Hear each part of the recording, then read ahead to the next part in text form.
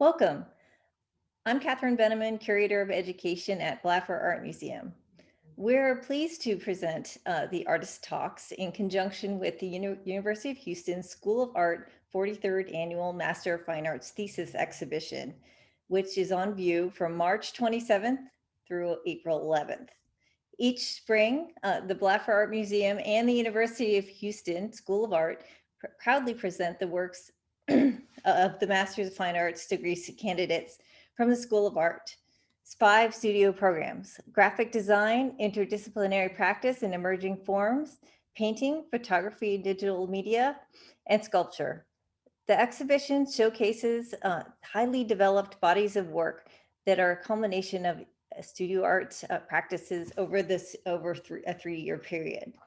So we're very excited to present the works of Katie Lanier. Katie is a visual artist and educator. She received her Bachelor of Fine Arts degree from the University of Montebello. She's completing her MFA in Studio Arts, concentrating in photo digital media from the School of Art. She describes herself as a photographer using digital media to visually advocate for those struggling with mental health. Using forms of abstraction achieved by learning physical translation of materials and digital media, her practice illuminates the visceral effects of mental illness. Transparency evokes the in-between, the gray areas of tangible and intangible, and expresses periods of transition and uncertainty. Now I'll turn it over to you, Katie. Welcome. Hello. I'm so glad I saw the unmute button. So I want to start with saying thank you. Thank you for doing this. And I'm so excited to have this as I'm excited that we're doing this. So I want to start by this work that is in the bottom floor of the Blaffer in the hallway. I specifically chose the transient hallways. That's what I wanted for the Blaffer because my work is about transience and movement and going from one state to another, unstable to stable. And this work is from a series called Collective Isolation. And that series is about the idea of mental health in a broad perspective. And so I've been in a journey through grad school of making work of mental health, and I'm now trying to see it in a broad perspective in societal views of it. And this work is in association with that. And so it's the most abstract work that I've made. It's all about movement, connectivity, time passing, memory, detail-oriented ideas like DNA transmitters, neurotransmitters. So I became obsessed with this form, this little fabric form, because of the crazy disarray of the weave. And I started making tons and tons of images of how this form would move, because the process of it is something that you can't replicate. So once you make a form, there's no way to copy it unless you digitally, like literally copy and paste it into a new file. And the process is very quick and filled with play and experiment, which is refreshing for me. And the work has the ability to really immerse a viewer into it. And so being able to play with the scale of it, it's a very small form. I really wanted to see it at a monumental scale, which is what I did in the Blaffer, as you can see. And when a viewer comes up to it, it's very immersive. It's very confronting, but also like enveloping. And I just really am interested in that idea of a space between a viewer and a work, how that viewer interacts, converses with a work, and what that space, that gray in between area means, because mental health is all about stable to unstable and transience, the idea of maybe you start with anxiety and then you are misdiagnosed and then eventually it becomes something else. And I am obsessed with them. I don't know how long I'm going to make them, but I really think that I could continue to make these forever, because I can do so many things with them. But it's just this chaos weave that's so interesting to me.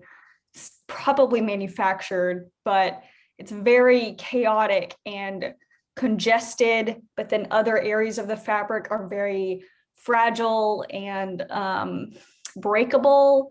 And it immediately made me think of neurotransmitters in our brains, with mental health, and the idea of your neurotransmitter firing and sending signals to somewhere else in the brain, into the body, and DNA. And they're lovely. They're lovely little forms that become monumental. And that's the thing too. Like, I'm probably one of the, I mean, I guess people might know that they started out small, but I'm so happy with the scale of it. I think that that was a huge part of figuring out things I could do with it. So yeah, that is a part of a larger series called Collective Isolation that could be going on forever. But I have many, many forms of this piece of fabric in different forms and different ways of movement. And I just want to see how one in a very isolated body by itself could act on its own in a space. And I'm really, really happy with it. So that's that. I mean, if you have questions for it, we can talk about it. Yeah, I do. I think it's so interesting, before we move on, that you were talking about the neurotransmitters and it being a monumental space and immersive, but also it's kind of very micro and small. It's like macro and micro at the same time. Can you tell us like a little bit about your artistic practice in terms of how the work was made? Yeah, the process is really fun in comparison to, I think that I have approached art in the past, and I still do, as a very, very intensely serious, labor intensive, research intensive, hard thing to do. And that's just kind of how I approach a lot of my work, where I just like need breaks from it. And so I kind of like the idea of having a simple project in the background that I don't put pressure on to alleviate myself from the extremely intensive projects that I do. And this, I think, came from that. I think that this project started as a way of, I need to make something and I need to do it somewhat flippantly, somewhat, let's just do this, see if I enjoy it, see if something will come from it. And this was made with a scanner. A lot of people are curious about that, on like, was it with, I know a lot of people asked, like, did you have a super macro lens? And I'm like, no, it was a scanner. Like, scanners have like an infinite crazy resolution because it's literally the glass, and that's the focal plane. And so you can scale things massively with scanners in comparison to a camera. A lot of scanners have higher resolutions than printers, which is crazy. But yeah, so it was just a like piece of fabric that is dropped basically on the scanner. And whatever form it drops as is kind of where I go, which is why it can be done infinitely, because the fabric will forever make different forms every time I do it. But yeah, and then, digital editing, and then it gets printed. To print it, it was a massive project of printing multiple panels and figuring out where they can go seamlessly together to create one massive work. Okay, and one other question. Now, you mentioned kind of your interest in the gray areas, metaphysically or metaphorically. The lighting in here is pretty striking. Can you talk about your choice of how you set that up, why you set that up?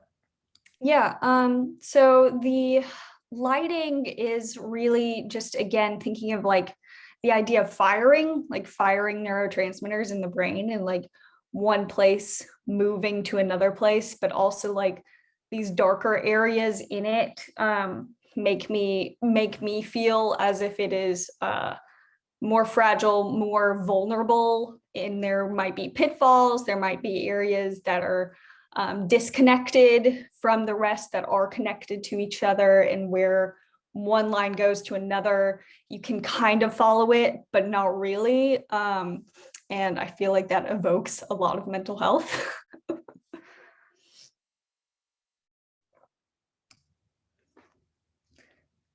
What can you tell us about the next series of work here? Yeah. So the next series is Grasping in Relation to. This was the beginning of working in mental health.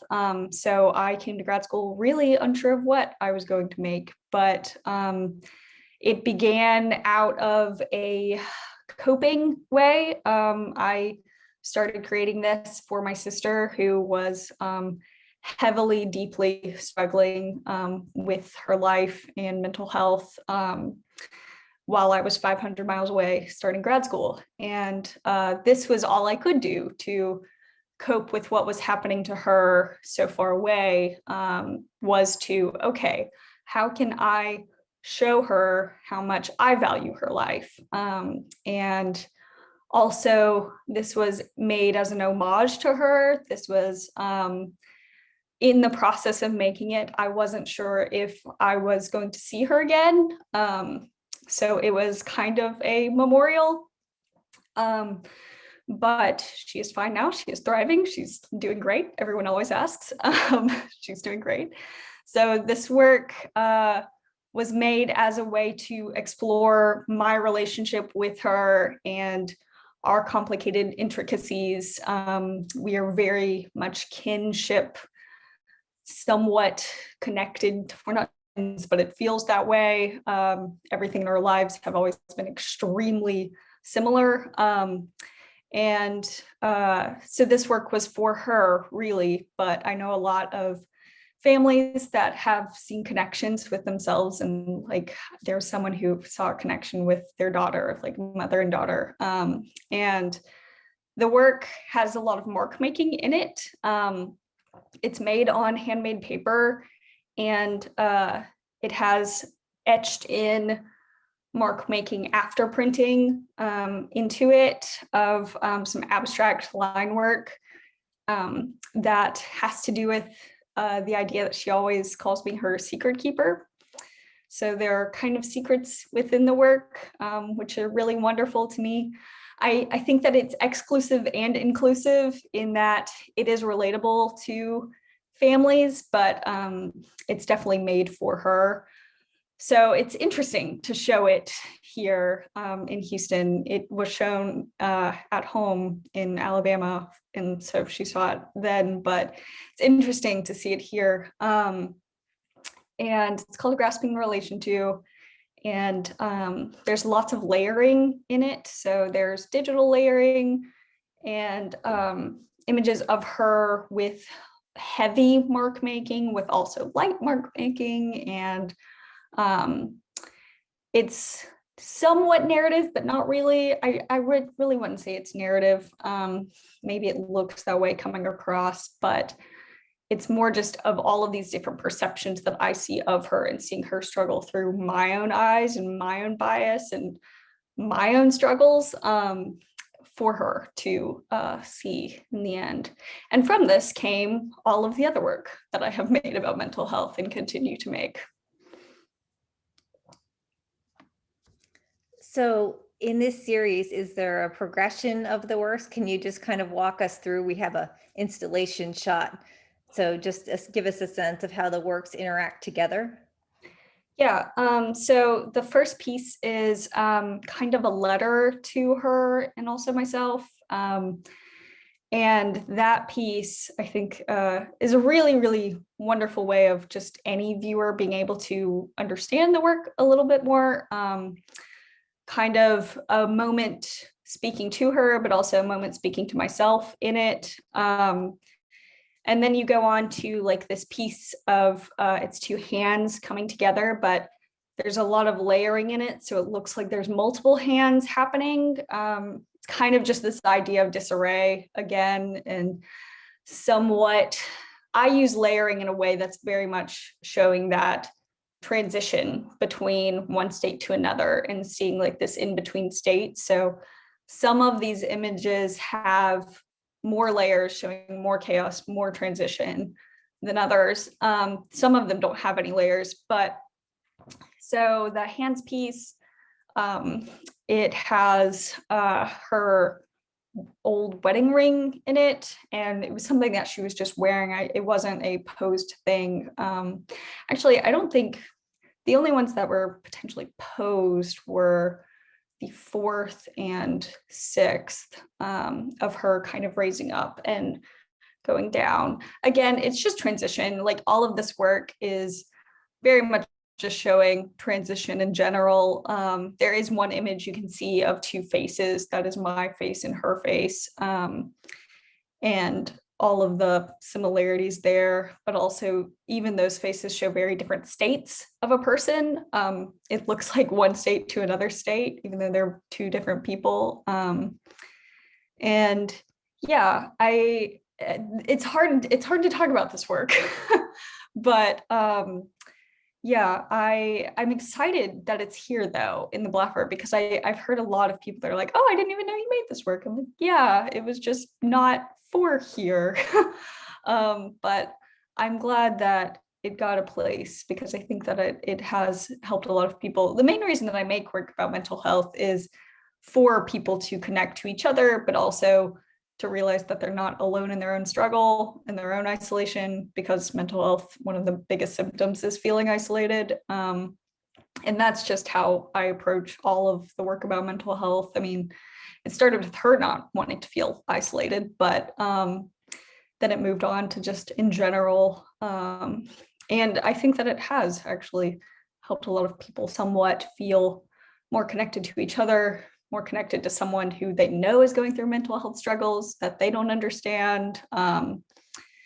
And yeah, I mean, this work was kind of the beginning of transience, I think, the beginning of seeing different states happening in different time. I think time passing is also very evident in the work, and memory, it's very memory forward. Thank you. Robert Yonderboy Legans-Johnson is a Houston native, digital fabricator, and electronic artist. Interested in using technology as both an expression and empowerment, Yonderboy's interest and background in interactive media, circuitry, and coding become tools to explore nature, religion, probability, and his own identity. Yonderboy is currently completing an MFA in studio arts, concentrating in interdisciplinary practices and emerging forms at the School of Art. Welcome, Robert. Thank you for the introduction. I appreciate it. Again, that's a better introduction than I think I would have given myself. So I'm a part of the 43rd Master Thesis show here at the Blaffer. I'm the only IPEF student this year that's graduating and showing work. So my medium as an artist has been a bit all over the place these last few years. But to speak in general, I work and describe myself primarily as an electronic artist. So I use circuitry, I use programming, I use code in the majority of my work, using Arduinos, using Raspberry Pis, using printed circuit boards. And that expertise was kickstarted here in my undergrad, actually, at U of H, where I had the pleasure of being taught in a class called physical computing, which introduced me to creative code. So that's processing, that's max MSP jitter, that's a whole bunch of these creative programming software and hardware that allowed me to really kind of weave together circuits and such, and really introduced me to the whole field of electronics and art, because I didn't really realize at the time that you could really bring in electronics, you can bring in code into art, and likewise art into electronics and programming. It was very much in my undergrad, very much this is one field, this is the other field. So it was a very welcome thing to learn. And really that experience from, it's been about a decade ago now in my undergrad, has really kind of made my career. So learning those processes, coding, programming, circuitry in that class kind of tumbleweeded me as well. That's not a word, but I'll use it. It really gave me this career I have. It carried me into a 5-year career working at an escape room business here in Houston, where I was able to create props and puzzles for people to solve and figure out how to get out the room in a certain amount of time. So as an electronic artist, my process and practice in creating work is very, very different than the norm of artists. Inspiration and research for me really includes reading the latest posts on hacker or maker blog sites called Hackaday, for example, or seeing the new releases of products by SparkFun or Adafruit or DigiKey, which are electronic manufacturers that give a plethora of resources for coding and for wiring their various components together. Certain technical questions often kind of formed for me when I was kind of starting creating these projects of how do I use this new chip, or how to use this new technology, how do I code this, how do I do this, how do I do that. I really took a lot of inspiration in a lot of the tutorials that were available online and a lot of the creative DIY projects various creators are doing. I found myself, oh, I really want to make that, I really want to make this, and kind of bringing all of that kind of knowledge in the back of my head when I began kind of making my work. So it used to be a lot of questions of how to do this, how to do that, more technical questions. And sometime around maybe the half mark of the 3 years in my program, I really started to realize I kind of migrated those questions from technical to really more questions of how is it that I describe myself at this certain point in time? And we can kind of get a little bit more specific in that in the work I have in the Blaffer. So in the image right here, you'll see save point on the left. There's there's legacy code in the middle right there, the little small chips. And then on the right there is Cosmic Planet. We can kind of zoom in on that one with the next slide. So Cosmic Planet was one of my first projects where I really asked that question. And it wasn't a more technical question. It was asking myself, what is it that I think of when I think of Afrofuturism? And I was invited to a talk in an art show called MFA Futurism in, I believe, November 2019, which is so far back now to think about it. But it was the first show, and it was the first really kind of prompt that I kind of gave myself. And what is it that I think of when I think of Afrofuturism? And how do I depict that? How do I create that? So for me, my answer to that was the piece you see right here. I was thinking a lot about NASA satellites and NASA photography, and how at the Hubble or at the International Space Station, you can take a picture of the Earth at night, and you can, with I think low exposure, you can kind of see all the nightlife, all the electricity that are centralized at these cities kind of shine from the Earth's surface. And I really think those are really beautiful shots. So I was really thinking about that and figuring out how is it that I want to create that. And this is what kind of became of that question. So this is what you see right here is a printed circuit board, custom made, custom design. The portions of the continent you see are actually high contrast images of my hair, because I really wanted to put hair and my heritage as having African hair and curly hair as a part of this. And I kind of put that as a custom silk screen, and I added these lights that would kind of flicker wildly, randomly. And that was more or less my answer, and kind of thinking about all of this technology, all of this heritage in Afrofuturism and what it means in the future. And really what I really always just thought about is just its own planet, black and white, with all these kind of glittering lights that exemplified how lit up everything was. So that was really the genesis of this kind of new way for me for making my work. And ever since, it's been questions that I answer with technology in a sense. So Cosmic Planet again is more of a, what does Afrofuturism mean to me? And the other 3 projects I have showing at the Blaffer Safe Point more explicitly was the question of what is the item, what is the thing that I need right now? Safe Point was and we can go to the back to that other slide to see a little glimpse of it.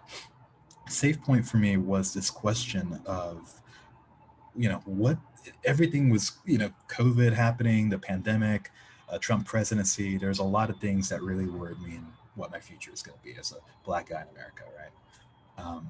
And I really felt like I just need some way of just having a backup, having some save data, having some sense of control over where we're going. And to me, that sense of control is really just having a backup.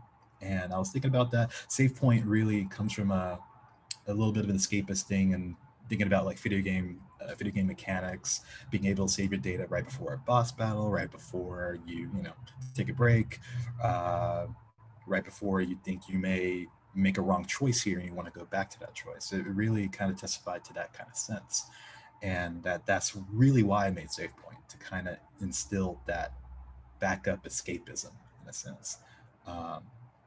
And that was really the formation of how I created that piece. That I thought of that question right at the height of the pandemic. So that was roughly April a year ago, pretty much straight up a year ago, an anniversary, if you will. And I was just really thinking about like, what is it that I can make that answers these questions? Legacy code, for example, was a question of what is the message I want to leave behind. Identity failure, which isn't picture on a parade, but identity failure was a question of how do I feel with having to deal with all of this information, having to deal with the pandemic, being online all the time. How do I deal with that? What does that look like? And that was the creation of the Instagram photo filter and the QR code that was installed on the wall. So my practice has really evolved from the simple questions of, oh, I really want to use this new technology, which is fine, which is great. But for me personally, it's really evolved into answering questions and my insecurities about the future, about myself, about my life, and making work from those questions. And that's really summed up in a large way the last half or maybe even 2/3 of my program, the last 2 years, and how I've kind of made this art practice for myself. Thank you, Robert. Question. Can you tell us a little bit about interactivity in your work? You were kind of telling us a bit about the QR code. Are there other elements that you view as really interactive? Yeah, absolutely. So SafePoint, it's probably not obvious just from a picture alone, but going to the piece, you connect to it via a smartphone, via the Wi-Fi signal that it's emitting, and connecting to that signal and going to the IP address that's on the piece allows you to save your data. So you get an entry of where is it you'd like to respawn, and I believe the question was, what kind of situation do you want to be, or what is the preferred ending you'd like? So you have a selection of good ending, bad ending, true ending, dog ending, UFO ending. I kind of got a little whimsical on those choices, as well as the places you could respond. You could respond in ocean, in space, at school, at the gym, in the volcano, in a time machine, however you like. So interactivity is very important for me. I want people to be able to be a part and be able to influence the work in majority of the work I have. So Legacy Code is the only example here. Well, I guess Cosmic Planet too. Legacy Code isn't necessarily can't interact with it. Cosmic Planet was intended to be it was supposed to be audio. How should I say? It was supposed to be audio reactive. There we go. So there's a microphone actually, if you want to check the second image again real quick. Yeah, thank you. So there's a little moon on the top right there. That's actually a microphone. And somewhere between coding it and soldering everything together, I do solder and kind of build everything by hand here. So everything you see here is something I've done via soldering and a heat plate. But that moon there is supposed to be a microphone, and my intent was to have the intensity of the lights affected by the general surrounding audio. And for some reason, I either the code or my soldering skills or even my circuit for controlling the microphone didn't work out, and I've just kind of left it as just a light piece ever since. But that's very important for me. I want the environment and I want the people to affect the work, because I think that's something, especially for the medium of using technology and circuitry, something that's very possible and very interesting to me. Because a lot of these questions that I have, again, when I ask myself, what is it that I think about when I think about futurism, or how safe do I feel right now, are possibly questions other people have, and I want them to be able to contribute to that answer as well. So that's why I do try to seek out interactivity in a lot of the work I do. How do you kind of negotiate your process in terms of like the idea leading the way? It's kind of a bit of both. So before, I would like kind of think of like, oh, I really want to do this kind of tutorial where they're documenting how to control something via the internet, for example. And then I think about the idea about wanting to save data and wanting to, have a save point. I guess I can answer that question by kind of documenting how I kind of create a save point. Save point has been in the works for about a year now. And I knew about the technical stuff well in advance, as far as using a Wi-Fi module, Wi-Fi Arduino board that will control how everything works. And I just kind of began to think about I began to think about that idea first, about how can I save myself right now? What is my personal video game save point going to look like? So I began designing that. I knew I wanted to do LEDs, and I began to kind of look up schematics about how to control LED matrices. And I knew a little bit about that well in advance as well. So it wasn't anything too out of the gate for me, straight up, as far as learning new technologies or coding. It was just kind of adapting it to this kind of project. So it goes kind of both ways. A lot of the tutorials I kind of practice online, drew Instructables or Reddit or YouTube or Adafruit or SparkFun, which are those last two are really great resources for this kind of stuff. I kind of always have those in the back of my mind, and I think, I want to do this. I bet I can use that. I bet I can take this from that, and I kind of just bring it all together at the end. And that's how I kind of get these projects to start up and complete. Are there other questions from the audience? I have a question, Catherine and Robert. Robert, I was wondering if like the technology or like hardware infrastructure ever informs or limits the form, or if you have like total sort of freedom over form and can kind of adapt, because it sounds like you custom make tons of this. But does it ever limit form, I guess? Yeah, absolutely. So the main limitation with this kind of work is size.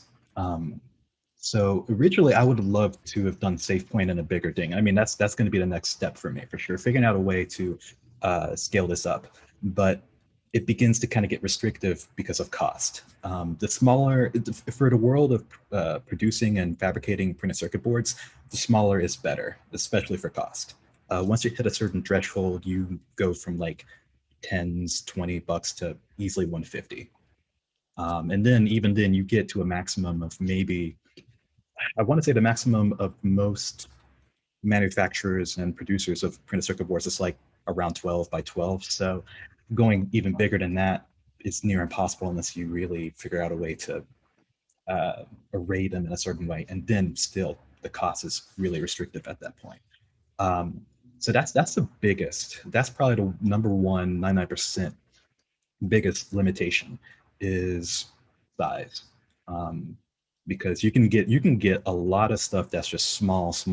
The LEDs I use, those aren't even the smallest types of LEDs out there. There are some that are, I think, like a quarter of that size that you can populate. So for one of those panels, you'll see, I've seen work that you can have literally 1,000 on that size of a panel. So you can always go small, but you can't really scale it up, unfortunately. That's been the biggest thing so far. I have a question, and I'm sorry I couldn't find the raise your hand function, so I apologize. When you're making your projects, Robert, are you thinking about these as prototypes or one of a kind? Are they made for a utopian future? Are they like open source, or do you think of them as something that somebody would purchase and own as a unique item? Yeah, I just wanted to ask that.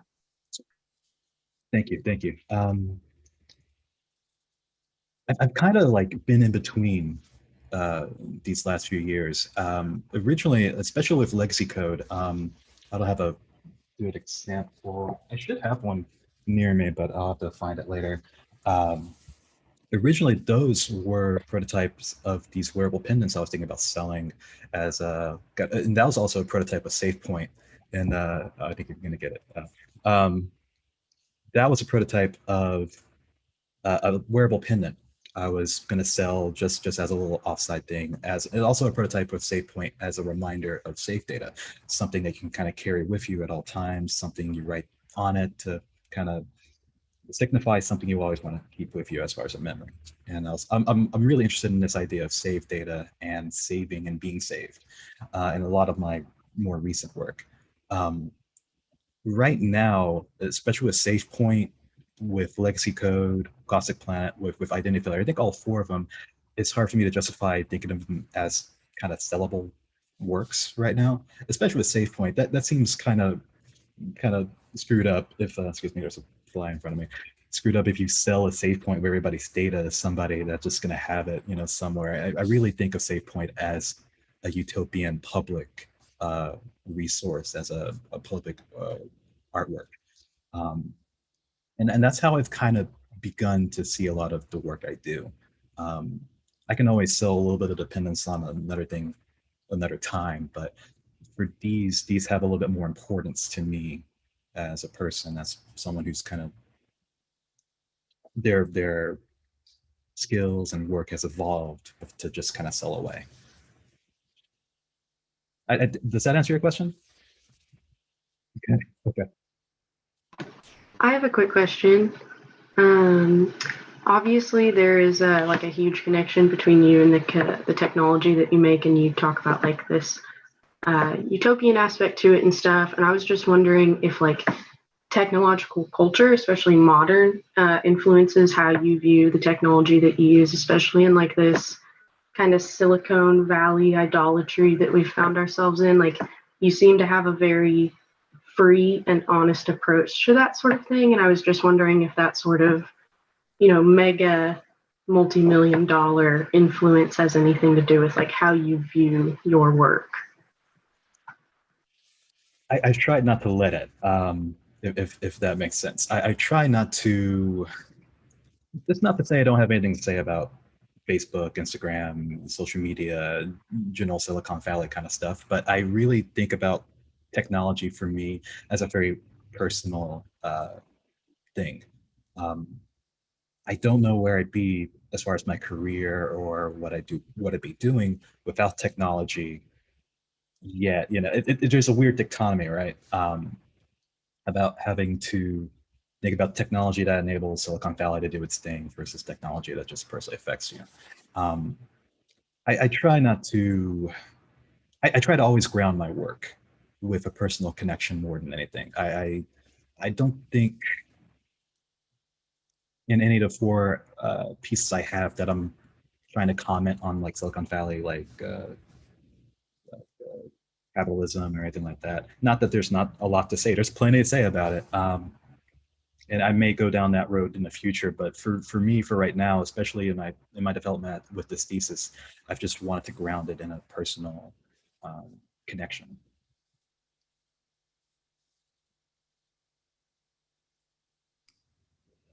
Is there time for, there's time for a final question if someone has one.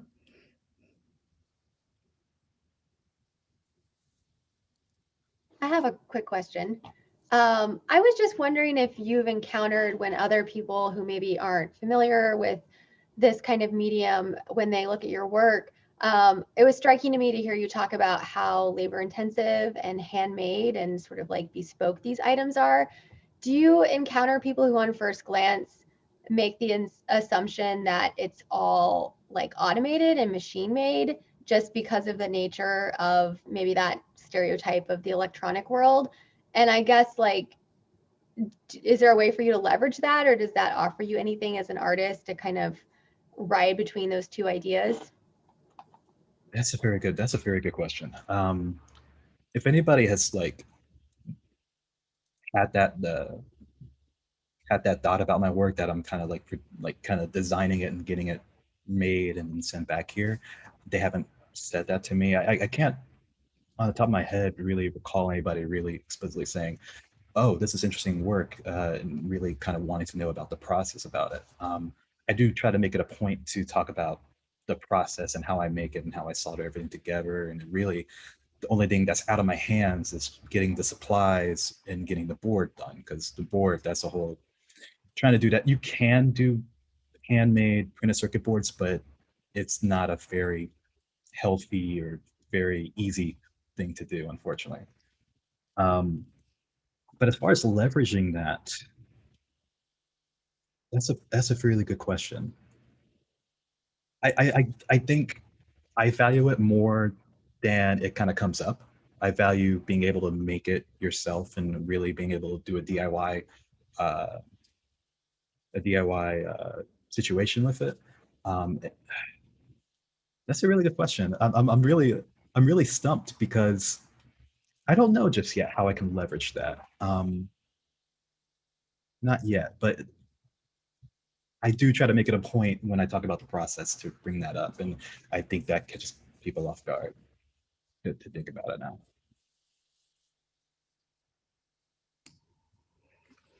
Okay, well, thank you so much, Robert.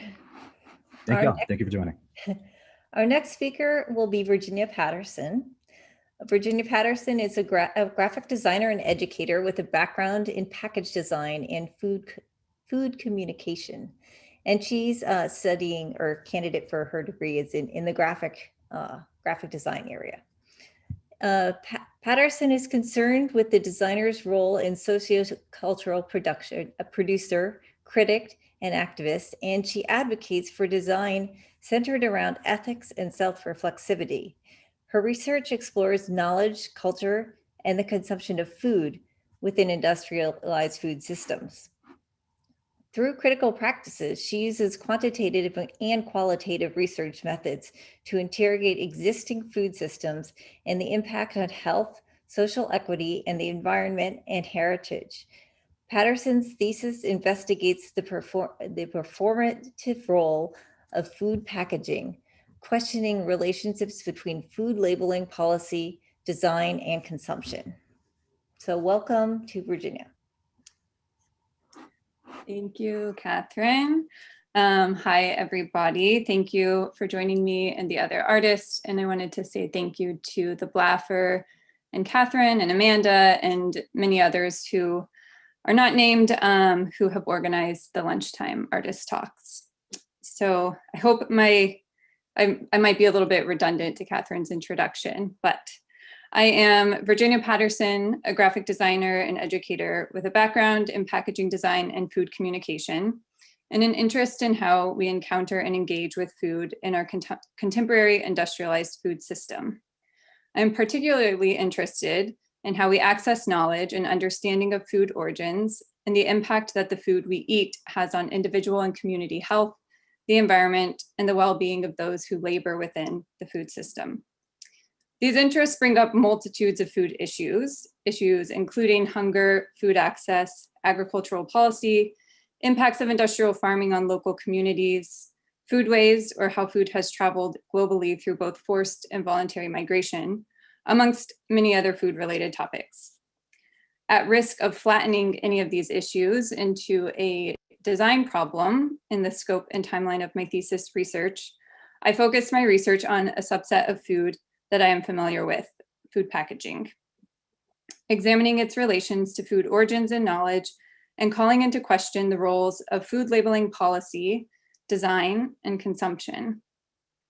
Because 82% of food choices are made at the point of sale, the language and information on a package carries great importance in relation to decision-making and understanding.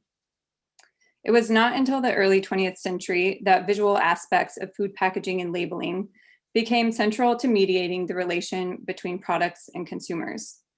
Prior to the self-service grocery store and the rapid expansion of individually packaged and labeled goods, consumers engaged with the physical nature of products directly, unmediated by text or graphic claims or elements. On one hand, food labeling has democratized access to nutritional, physical, and cultural features of a product, information which was once inaccessible. On the other hand, the dominant visual ecology of food packaging is so concerned with shelf appeal or gaining your attention or bottom line sales that it surrenders its potential to communicate rich and meaningful food origin stories or mediate understanding of the complexities of the industrial food system, a system which is fairly opaque to consumers. Interested in the social, environmental, and cultural impact and significance of food, my research takes on questions related to the performative role of food packaging in the marketplace and the role of design and policy in generating deeper understanding of food's origins and impact. My work exhibited in the thesis show is a visualization of this design research. In summary, it's a critical analysis of food packaging. My research doesn't offer a design solution, but is rather meant to prompt questions or spark debate, sometimes classified as design for discussion or critical design. So I hope that intro sort of frames the work a bit as I describe the visual aspects of the exhibition. So the work in my show consists of two primary wall pieces, and in the left image, these are on the wall, left and right, which are both different forms of analysis and visual representation. And then a pedestal or a kiosk, or as I'll call it later, a checkout line that frames and explains the content on the wall. The left wall piece, there's a detail photo on the right here, is an installation of 162 cereal box models titled Cereal Aisle, an Interpretive Content Analysis. It is the product of early research when I really had just started narrowing my thesis to focus on food packaging. In this exploration or experiment, I was analyzing the proportions and distribution of content on the front of a package, conducting what I call a pseudo content analysis, or an observation of certain communication attributes determined by the researcher, me. In this case, I was using a sample of cereal boxes and analyzing the front for information that I deemed, quote unquote, useful to a consumer. Information that described qualities of the product, its healthfulness, or its production. To illuminate this a bit more and make sense of that, things excluded from my list of usefulness were design elements like caricatures or marketing jargon. An example, something like Toucan Sam or the title Fruit Loops, neither of which actually indicate qualities of an actual product. Things included in my list of useful content would be descriptors like toasted whole grain cereal or nutrient attributes or text or graphic claims that actually described the product or how it was made. So I essentially ended up highlighting this useful content and then calculating an average surface area of this content, which was 8%. And this is what is shown in the sort of green forms on the boxes. These highlights were then filled with satellite imagery of grain fields, a tool which farmers can use to assess crop health. So early in my research, I was looking at agricultural satellite images and noted this contrast of information accessible from space compared to information accessible within 12 or 18 inches or when you engage with a product on the shelf. So a quite stark asymmetry. In part, this piece, the cereal boxes, served as a foundation for the rest of the exhibit, but it also served as a foundation for much of my research. To the right of the mini boxes, so in the left image, there's sort of a bright pink thing and a green thing next to it, are two oversized die-cut flat boxes, which I call food labeling anatomy diagrams. Both didactic in nature, one diagrams current conditions of food packaging, and the other a speculative alternative proposal or condition. The pink version outlines the typical and existing visual ecology of mainstream food packaging based on both FDA food labeling regulation and anecdotal observation from my experience working in food packaging. The central motive of this scheme, the pink one, is unsurprisingly attention and in turn sales. The right green diagram is a proposal for an alternative food labeling system, one which centers health, the environment, and humanity, or the welfare of those who labor within the food system, along with geographic and biographical food origins, so all content rooted in describing the richness and complexity of food. In some cases, this content would be confrontational or unpalatable, which became the overarching title of my show and my research. The green diagram notes in text that this proposal likely wouldn't appeal to producers who are wary of exposing practices that are damaging to the environment, health, or exploitative of labor. My hope is not that viewers accept this proposal as a possible or actual reality, but that they think about how they would like food packaging to perform, or at least begin to consider its motives and their preferences for food labeling policy, which is, in my opinion, currently insufficient. On the pedestal is a title card and several typical scale packages, sort of familiar food package forms, which utilize the visual language of the cereal boxes and the diagrams or anatomy maps, and include statistics from my research that aim to illuminate why this research is valid. It's intended to subtly mimic a checkout line, the place where we've already made food choices and they transition from the store to our home or our tables or our bodies. So the irony of this research and my alternative proposal in the green anatomy map, which is a system rooted in the standardization of food labeling, is that I am a person who loves the novelty of food packaging, or at least really beautiful or clever packaging, and have also built a design practice and career around this. I both create and consume packaging design to stimulate interest or the senses. Simultaneously, though, I am concerned with the responsible and ethical dimensions of design and the designer's expanding role beyond form giving. The intention of this work is not to reinforce notions of ethical consumption or the idea that one can vote with their fork, but rather the intention is to question why food labeling policy doesn't engage with broader issues of food production and the role in which the designer and the consumer can influence this policy. Simply knowing more about our food origins doesn't change inequities in our food system, but mindfully engaging with our surroundings and built systems and engaging with reform might. So thank you. And I will add that this work takes, if you are able to visit the Blaffer, it requires sort of some like reading and time with it. It's a little bit different maybe than other work in the museum. So I apologize, there aren't like detailed shots of everything, but thank you for listening. Thanks for being here.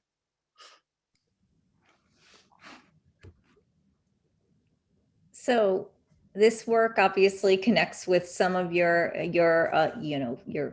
former career, and sparks the way for the future. I had a question when I was talking in the chat. It's in the chat, not really the chat, but there's a question earlier that came up when discussing your work, which was, can you tell us why specifically cereal boxes? Why did you choose those?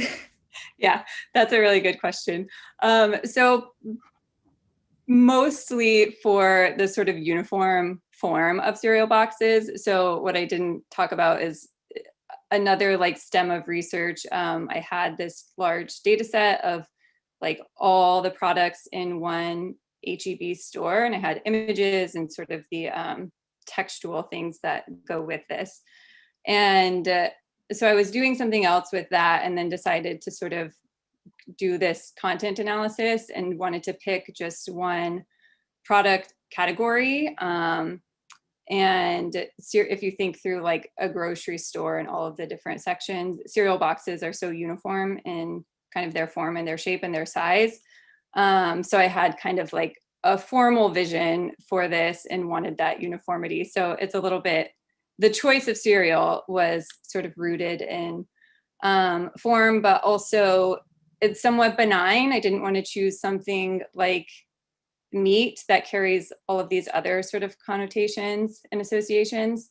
So it's a little bit benign in its, actual makeup as a food product too.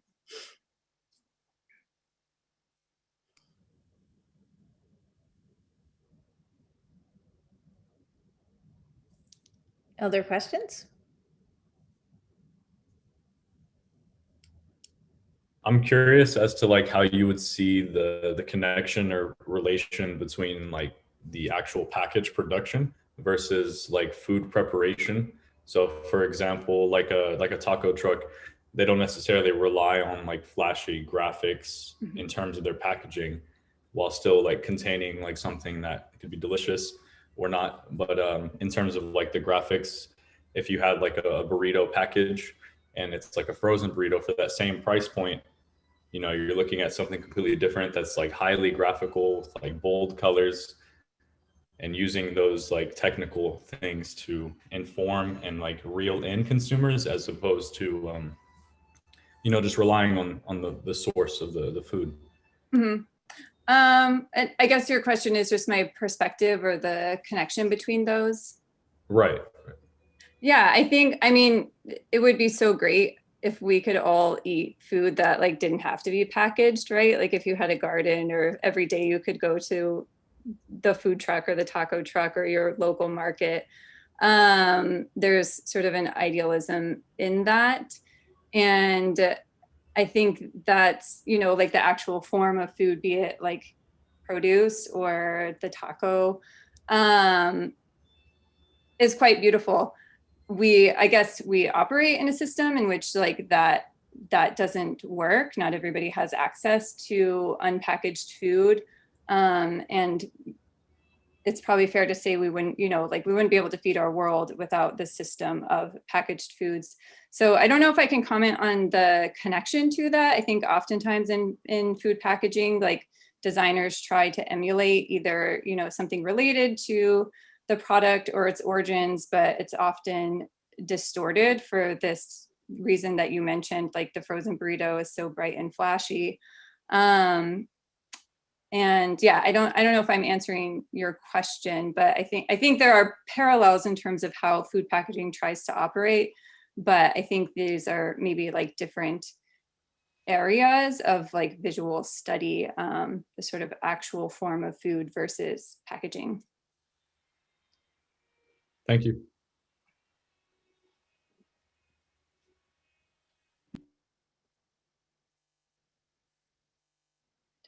And I see a question in the chat. I think this is a question of like maybe looking at something more mundane like bread or flour rather than something very of our time, which I think is a reference to like the cereal being very contemporary and of our time.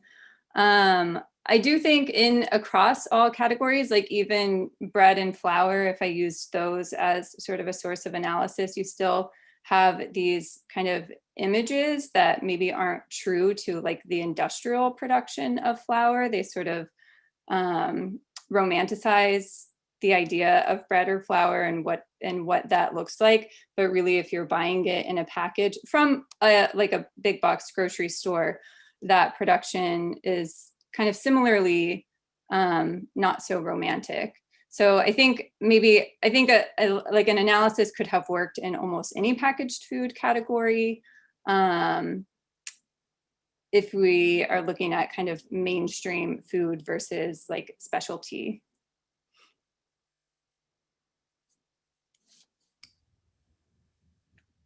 Okay, is there we have time for one more question? I have a question. Hi, Virginia. I always love hearing you speak about your work. Thank you so much for sharing. This is a formal question about the boxes in the Blaffer. They're smaller than a normal cereal box, right? And I guess I'm interested, like, I think your work is really lovely formally, and I'm interested in that decision. How did you arrive at this scale and this number of boxes when you were thinking about translating all of these ideas that you've shared with us into a visual product for the show? Good question. The number, so within like the data set I had from this one store, there were 162 cereals listed. So the number comes from that. The scale is just based on like production limitations, sort of working, you know, not having access to a studio because of COVID and et cetera, and not being able to produce these like full scale for reasons related to printing and cost. I sort of scaled this down by, it's like roughly 25% in terms of volume, which is kind of insignificant, but it came down to sort of materials I had access to. And then, you know, how I could, and construction of these, I constructed all of these versus outsourcing them. So constructing like this scale versus full scale is kind of a different, totally different scenarios. So, but it was important to me, like, since these are scaled down and then the flat prints on the wall are like sort of large boxes, and then the things on the pedestal are sort of true to scale 100%. Those, you know, varieties of the 100% scale things became important to sort of orient these in reality, I guess. Okay, thank you very much, Virginia. All right, thank you. The next artist who will be speaking is Samiria Percival. Samiria Percival is current MFA candidate in the University of Houston Graphic Design program. She graduated as the first woman to receive a Bachelor's of Science in Digital Media Arts at Prairie View A&M University in 2018.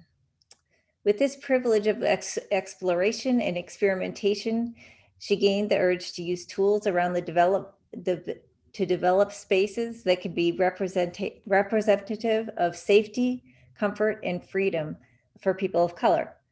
Her core contributions rest upon her abilities to use design software and the combination of machines to recontextualize images, documents or found materials to manifest prints, digital, or interactive experiences.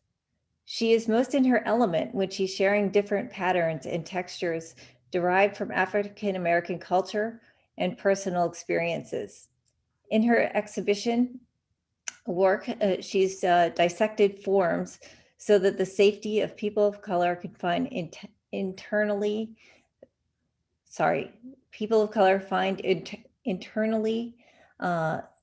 can now also be presented in the physical world. Thank you.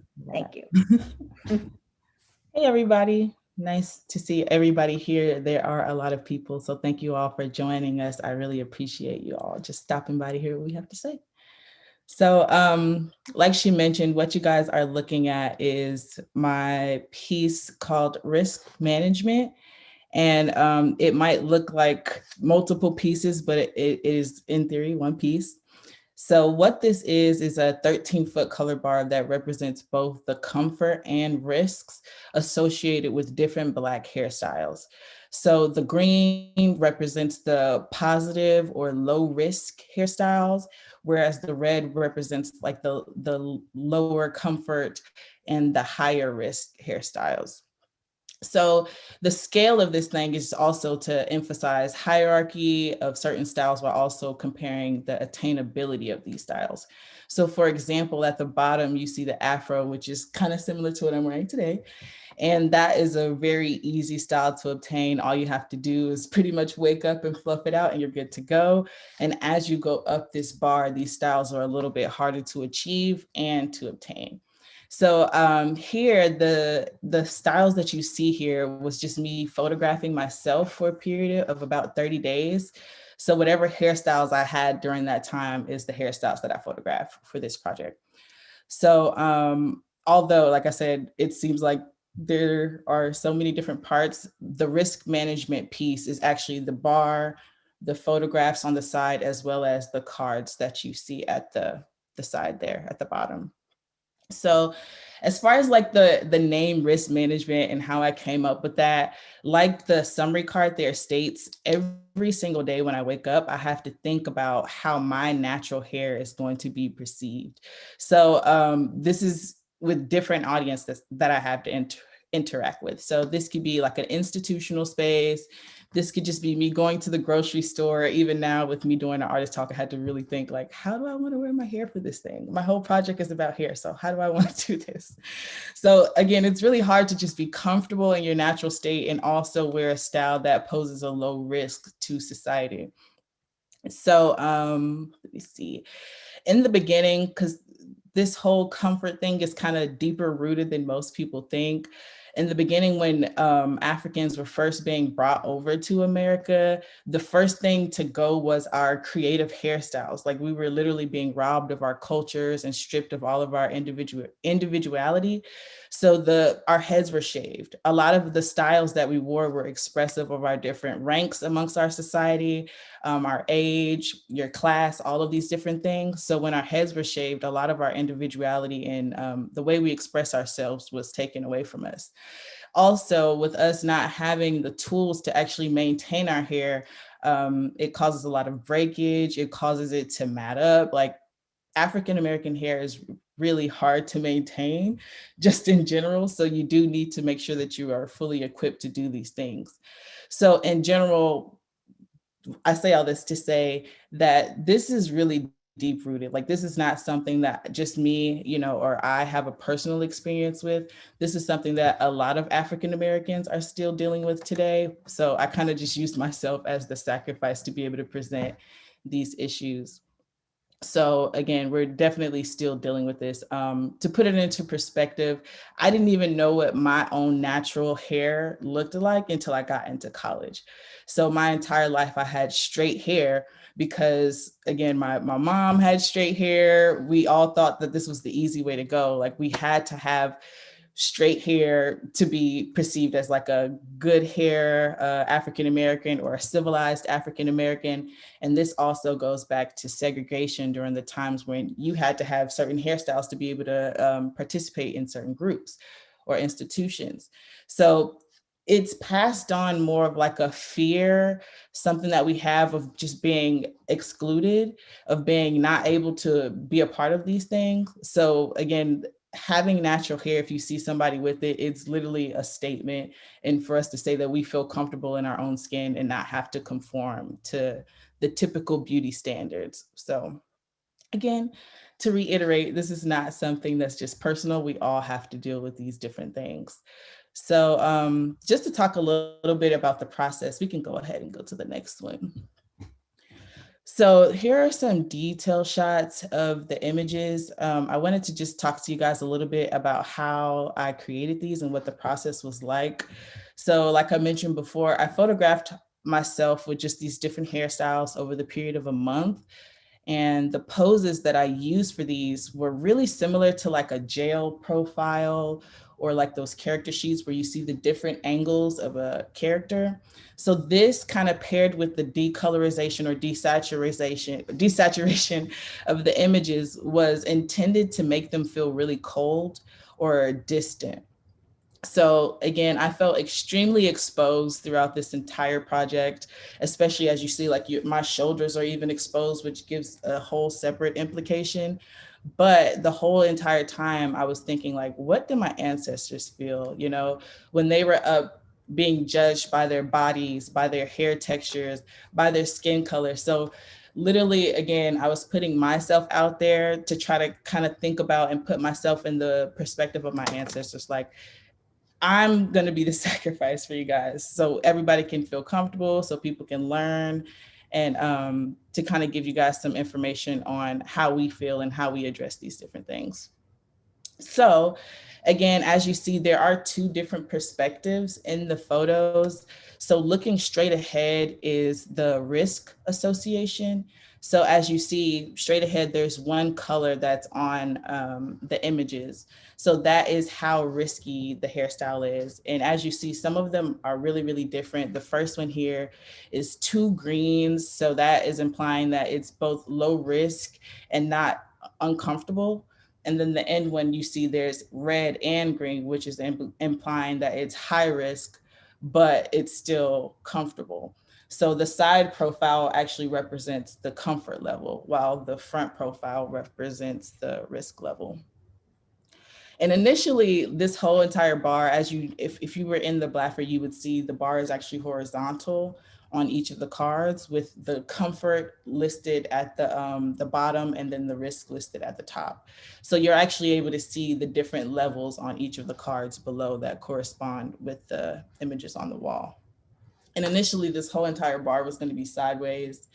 And one of my classmates asked me this simple question, was just like, what if the bar was vertical? And like my brain exploded. And I'm like, yes, that's exactly what I'm going to do. That adds so much more meaning to my project. Now I can emphasize hierarchy, like I mentioned. I can emphasize attainability.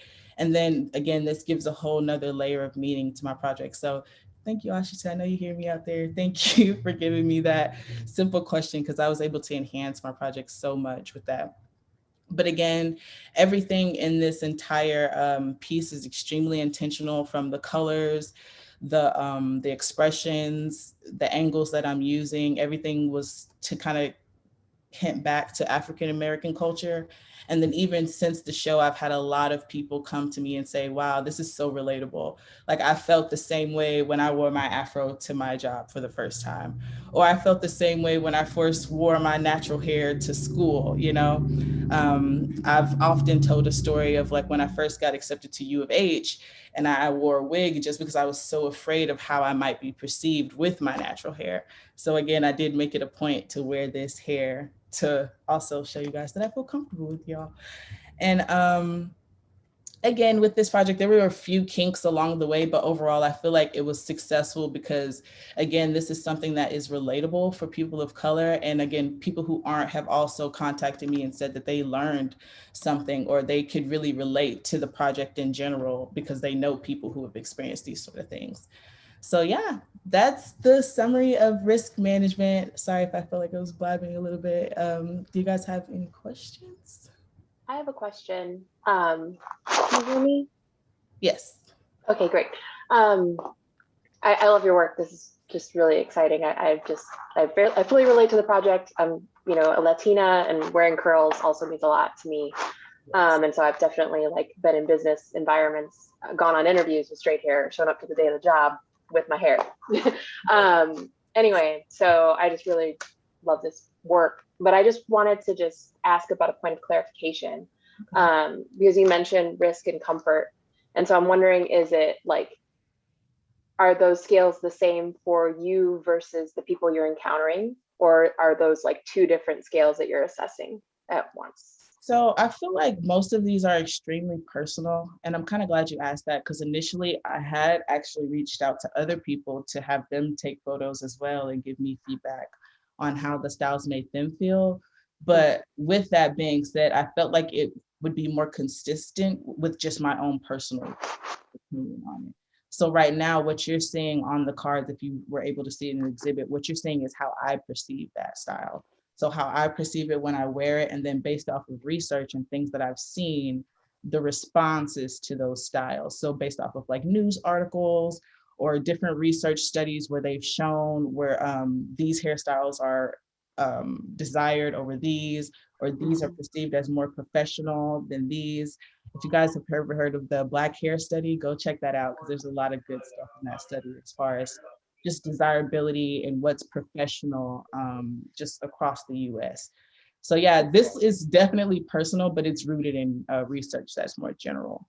That's really cool. I just think that there's so many things that I'm thinking of just in terms of my own hair practice, of like time investment and like risk, yes, to like your own body, and like, and it's, yeah. So I don't know. I really like your work. So thank you. Thank you so much. I appreciate that. Can I ask a question? Sure. Well, two. One is, would it be effective to read one of the cards to us? And would be one question, if that's accessible to you at this moment. And the second thing, not to put you on the spot, but I thought that some of the things you were talking about, just in terms of the hair salon, was for me, very eye-opening, even though I feel like I should have known this, but anyway. So yeah, I can pull up one of the cards in the background while I describe it. But initially when I was thinking of these things, I also was grading them on the time that it took to actually achieve these styles. So oftentimes these styles could range, well, the more intricate styles like braids, those start at like roughly 3 hours and can extend depending on the size and the length. So for example, a style like long box braids could be up to like 6 hours. Or if you're getting like mini locks or something like that, that could be like a 2-day service. And these styles aren't cheap. So they might seem unprofessional to some people, but this is a style that you'll have to spend like $1,600 on. So again, I didn't mention it today, but although Black people make up like less than 13% of the population, we still spend more than 85% in the whole the whole hair and beauty market in general. So we spend a lot of money on hair products and just maintaining our natural hair in general. So yeah, it's a big deal in our culture. Sorry, I'm also still pulling up these cards for you guys really quick. I would love to read one for you. Do we have any other questions? I have a question. Okay, first of all, I love your natural hair. It's gorgeous. Love it. I am curious about, like, looking back on these pictures that you took of yourself, do they invoke different emotion to you now than when you first started? Like, have your emotions changed from the beginning of your project and then looking back and seeing these pictures and saying, wow, like, my hair is gorgeous and I feel more comfortable going out in public with my natural hair? I'm just curious about like your emotional development for this project and how it's affected you.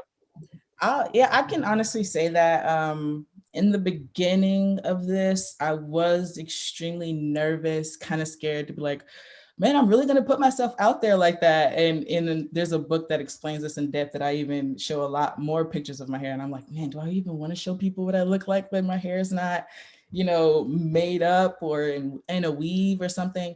So I can say, yes, I do feel a little bit more comfortable. Like even today, I was thinking like, should I throw on a wig before the artist talk? And I'm like, if somebody judges me while I'm literally telling the story about how we feel judged on our hair, then that has nothing to do with me at that point. It's more on the person.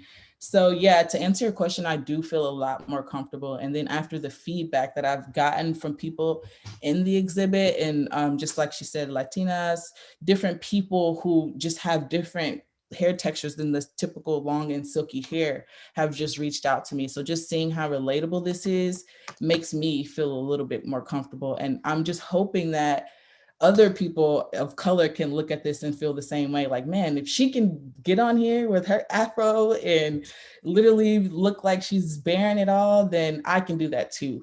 I can go out and wear my afro and feel fearless. I can go out and wear my wash and go and feel fearless. So yeah, I can honestly say it's kind of affected my confidence in that way a little bit. Awesome, thank you. Thank you. So I've pulled up a card really quickly that is for the wash and go style. So on the cards, it has the name, a description, and then a personal reflection.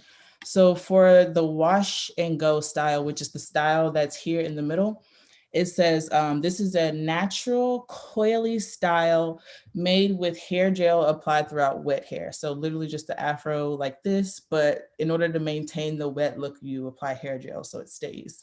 If not, it'll just ball up into an afro.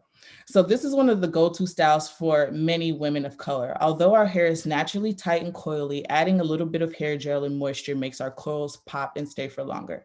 To everyone else, it looks super natural, but we typically use a lot of hair products to achieve this hairstyle. If we aren't careful, the products could build up and can leave our hair feeling crunchy, flaky, dry, despite how curly it looks. But as mentioned, to outsiders, this appears to be a natural hairstyle. So sometimes this style can be perceived as messy or inappropriate in professional settings. I usually get a ton of questions and looks while wearing this style. So that's just one of the cards for that middle style.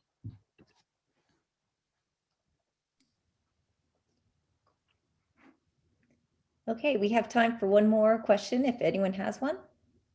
Hey, Samiria, I have a question. Can you hear me? Yes. Hey, I was wondering if you could talk a little bit about how the scale affects the meaning of the work and how you arrived at the scale that you chose. Oh, yeah, for sure. I definitely was mentioning that, but I can go in depth into depth with that. So initially I was thinking about how big of an issue this is. Literally, it's a huge thing that's so ingrained into society. But I think the biggest thing or the biggest meaning that I take from the scale is just the overall attainability of these styles. So the fact that you guys, could we go back to the last image really quickly so they can just see the full bar? So at the very, very top there is a wig style, and it's not just a normal wig, it's like a version hair lace wig, and it's explained on the card. But that style can range from like roughly $600 to up into the thousands. So I think that style for me was worth like $1,200. And I just got lucky and had a friend who had a friend who had a friend. But that style is worth $1,200. So again, just seeing how high it is and how unattainable it is. But again, it's rated as one of the more acceptable styles. This is something that people want to see Black women with, or people admire Black women in, but it's actually pretty unattainable when you think about the average price and how much these things cost. So again, this also the scale actually talks about price as well and how big and how expensive these things can get. So attainability, price, the time that it usually takes to do these things, all of those things are represented by the scale. Cool, thank you. Your work is so strong, by the way. Thank you, Doug. I appreciate that. Thank you so much, Samiria. Thank you. We will go on now to our final presentation for the day, which is Stevie Spurgeon. Stevie Spurgeon is an interdisciplinary artist from Marfa, Texas. She earned her BFA or BA in film, television, and digital media with an emphasis on special effects and makeup from Texas Christian University. And she's currently completing her degree at the School of Art in the concentration in sculpture. Her studio practice challenges the societal standards of the normal, quotes, and beautiful, in quotes, and gross, focusing on what we typically cast away.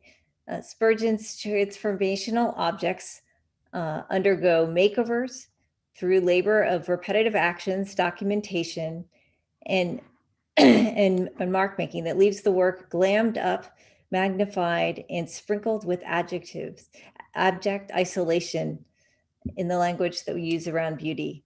Her work has been focused in evidence tampered at Alabama Song in Houston. And also in 2019, she performed 40-something lipsticks at the Blaffer for our Convergence Research Series, which was a new platform that's developed for interdisciplinary live performance, conversations, and research. And most recently, her work has been featured in Petals and Transition at the new Elgin Street Studios at UH. In addition to her studio practice, Spurgeon currently works as teaching fellow at the University of Houston. So thank you very much. Take it away, Stevie. Thank you, Catherine. Thank you, Catherine, for that lovely introduction. It was quite wonderful. And thank you to everyone who is here joining in and tuning in virtually to hear all these amazing artists talk about their work. And thank you to the Blaffer for making this happen. So before I talk about the work, I kind of wanted to share my artist statement to sort of ground my conversation about the work in the space. So, and I think it will kind of inform and provide context for the work. So here's the statement. So I challenge the societal stand, and it might sound a little redundant with what Catherine said, so I apologize. But I challenge the societal standards of the normal, beautiful, and gross, focusing on what we typically cast away. I investigate marks, stains, residue, and actions produced by the absence or presence of the body. Conversations are created between the grotesque and the lovely by using materials such as used makeup wipes, sweat excretion, my hair, dark chocolate, gold leaf, and embroidery thread, gold embroidery thread. The stains on a t-shirt tell a story, markers of time. A napkin fixes food mistakes, wearing its task on its body. Permanent tattoos born at birth, decorating with needleless pigments. My transformed objects undergo makeovers through the labor of repetitive actions, documentation, and mark making that leave the work glammed up, magnified, and sprinkled with the abject to isolate the language we use around beauty. So with that being said, I guess I'll just go ahead and kind of quickly talk about maybe some of the pieces that are in the show. And if you haven't gone, I encourage you all to make a journey to the Blaffer. There's a lot of amazing work that's in there. But I kind of want to start off with the work that you see when you enter the space that's on the left wall. So if you look at the picture here, you'll see some drawings and some wire sculptures on the left wall in the space. And in 2019, I started sketching and drawing and annotating other people's birthmarks in a sketchbook that I carried everywhere I went. And I would sort of rely on my memory to draw these abstracted forms. And these drawings were later erased and then embroidered in gold thread to sort of highlight these body marks, to make them more appealing, to make them more attractive. And it's the same way in how I think about makeup. Like I think about makeup as sort of a way to conceal something. It's to highlight something. It's to make something more beautiful, to elevate facial features, you know, all these things that makeup does. And so the way that I'm looking at these body marks, I'm sort of, or birthmarks, I'm like detaching them from the bodies that they came from. And then I'm making them something more. They become something else through the process and through the time and the labor. And accompanied with the drawings, you'll kind of see in the distance are some wire sculptures that are my interpretation of these birthmarks, and they are made out of jewelry beads, gold wire, gold lace, and these materials have intention, and they kind of reference and point back to a body, a person, the identity of a person. And so my whole work, I kind of forgot to mention this, but my whole work is sort of rooted in asking questions about what is a mark and how do we perceive these marks, and who are the receivers of a mark, and what happens if we look at marks differently? Like, is it a mark on the body? Is it a mark that's being produced by the presence of a body, or an absence of a residue or a stain? And so these are things that I'm thinking about. And in the show, all these different works are kind of my strategies of trying to define what the embodiment of a mark is, I guess you can say. So if you look at the picture here that we're still looking at, there is another work that's on the right wall, kind of paralleling the wire sculptures and the drawings. And this piece is an ongoing piece, and it's titled Untitled, Stolen Napkins. And it's an ongoing work in which I've been stealing cloth napkins from the restaurants that I eat at. And I later embroider my food stains in gold embroidery thread. And I kind of mentioned earlier, but the materiality of the gold embroidery thread kind of holds the same value as how I see makeup.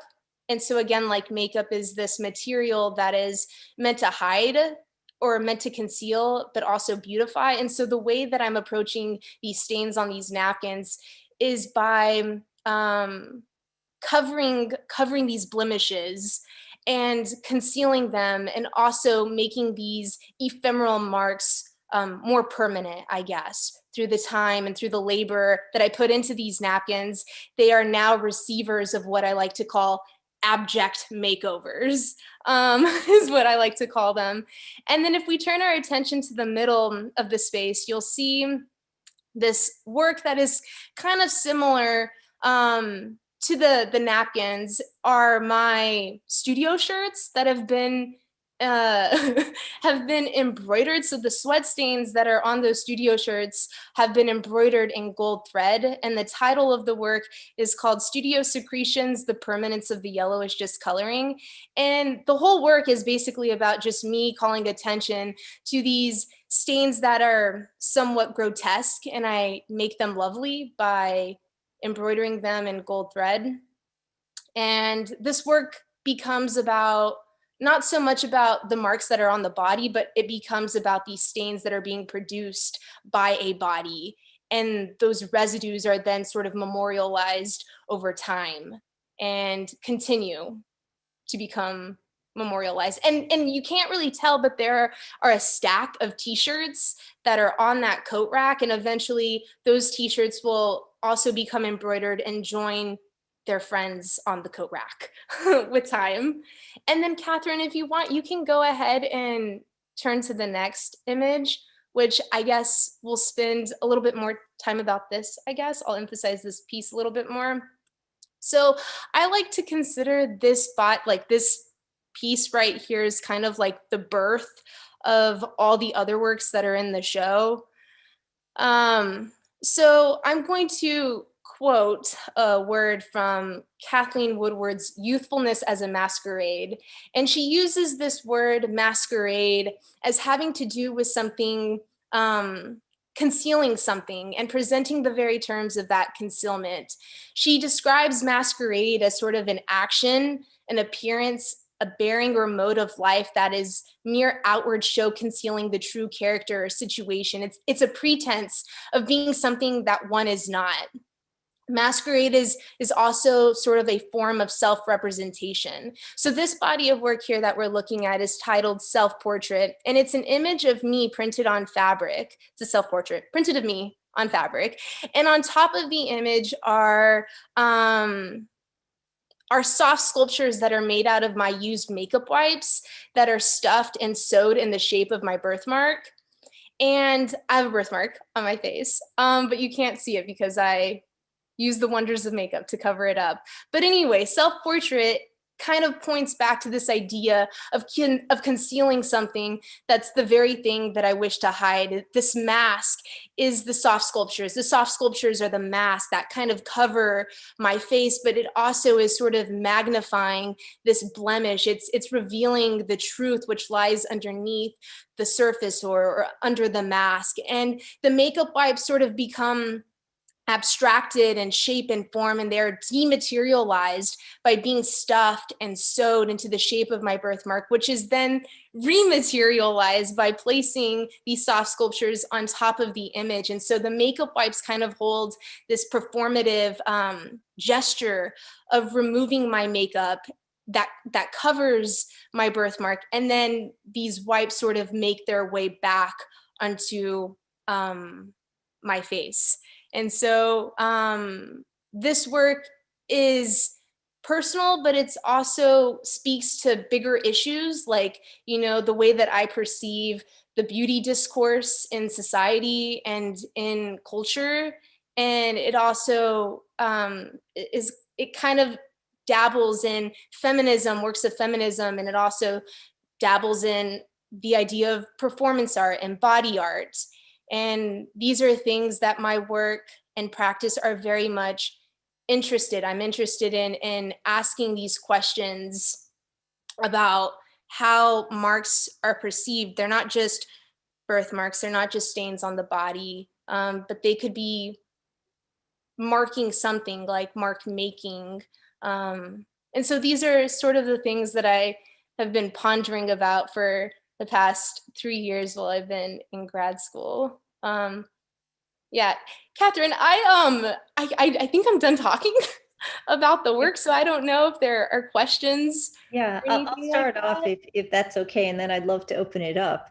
And I can see already there's one in the chat. So, but first I did want to ask you, you talked a little bit about the performative aspects in some of your work, and in these works that are, of course, 2D objects, there's also kind of an element of time. Can you just elaborate on that? Yeah. So time is very much about the work. Like time is found in the process of making the work. It takes time to embroider. It takes time to make these soft sculptures. It takes time to, collect this collection of makeup wipes that I've been collecting for a while now. And so these are all, I guess, like found in sort of like private performative acts that I do in my own time, in my own space. I don't know if that answered your question, but time is very much part of the work, and labor too. Labor is very driven in the work as much as it is concept. Yeah. Yeah, because it's like you're documenting kind of what happens over a sense of time too with these marks. Right. And it's also like another kind of point back to like what is a mark, and how mark is actually a reference to a record of time. Like it's like a calendar, it's a collection, it's almost like an archive of time that's just sort of happening. Okay, thanks. Now there's the chat is exploding. There's a couple questions in there. I don't know if you can see them, but the first one is from Jen Buwala. And Stevie, I'd love to know why that you left your eyes uncovered. Love this piece. The makeup wipes have such beautiful tonal quality, and they remind me of Starfish, which I first saw at a distance, when I first saw this at a distance. Jen, that's a great question. So glad you're here. So I think the reason why I decided to leave my eyes uncovered, one, I didn't have enough makeup wipes to cover the whole face. And so that was kind of like an aesthetic decision, but I felt that my eyes in the image have such demand, like they have so much weight. And I feel like the eyes are what tells the story, if that makes sense. And honestly, I think it was just more of a decision that was made in the process of making the work.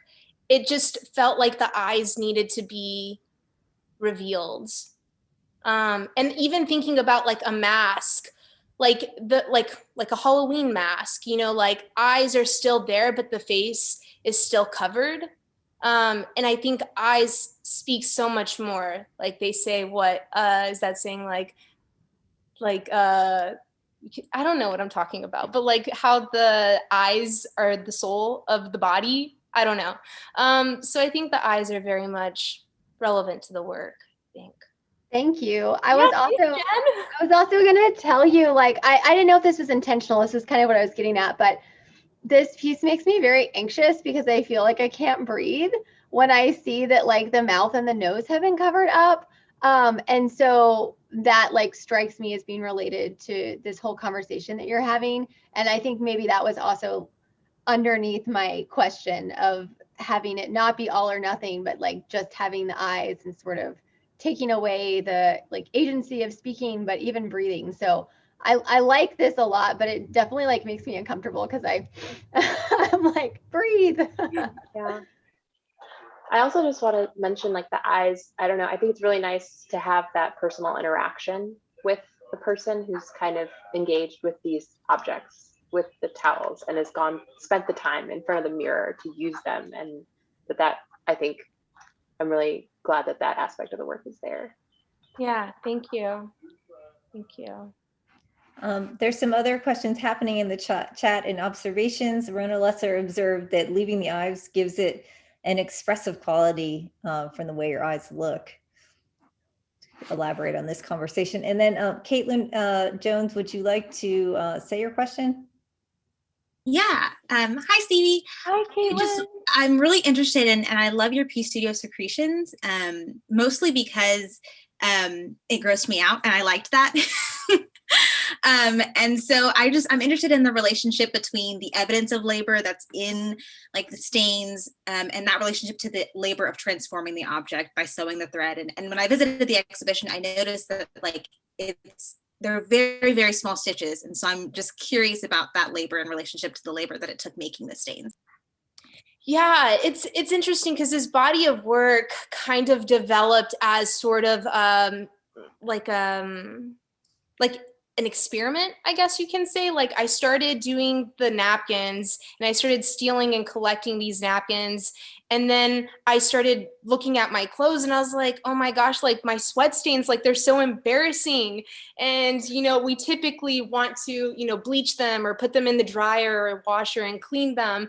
And I was like, no, like my inclination was to sort of just like emphasize them and I guess like make them pretty. And so time and the labor that goes into stitching the stains are very important to the work, I guess. And it's important that my hand is the evidence that's leaving those actions behind, or like leaving those sweat stains behind, or those residues that are left there on the shirts.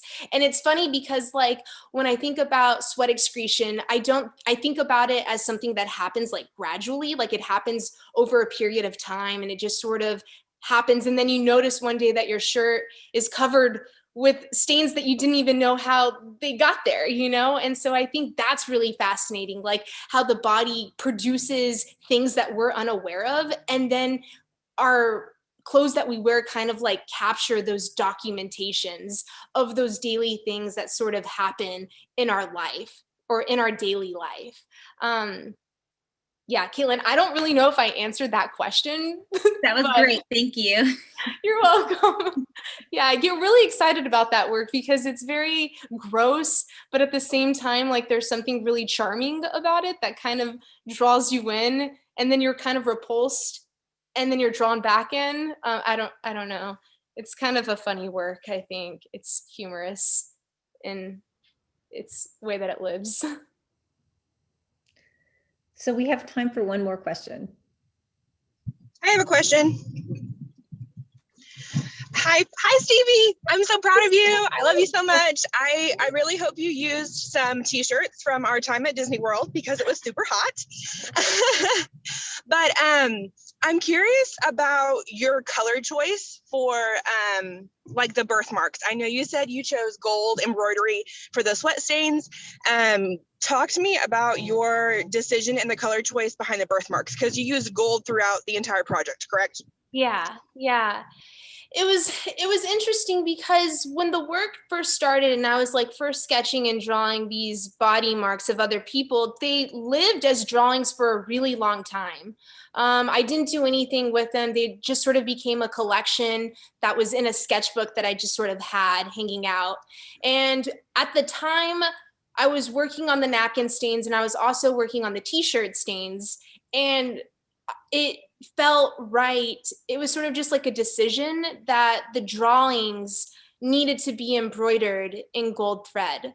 Like it was just an aesthetic decision. And I think the gold thread to me has like the way that I see the gold thread, it activates and elevates something that may be considered like gross. And so I'm using this gold thread as a material to sort of elevate and make these abstracted forms and abstracted marks beautiful, I guess would be the right way to sort of frame the work. And even the wire sculptures that accompany the drawings, they also kind of have that same vein. And I was like, in my research, like I found, that gold has like a lot of history.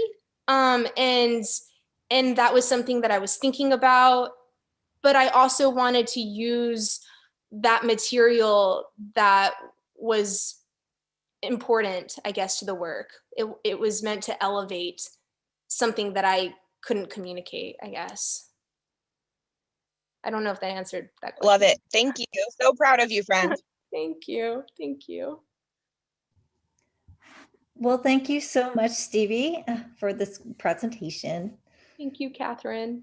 And thanks to all of the artists. We're wrapping up for today. So thanks to everyone who presented. We had Katie Lanier, Robert Legans-Johnson, Virginia Patterson, Samiria Percival, and Stevie Spurgeon.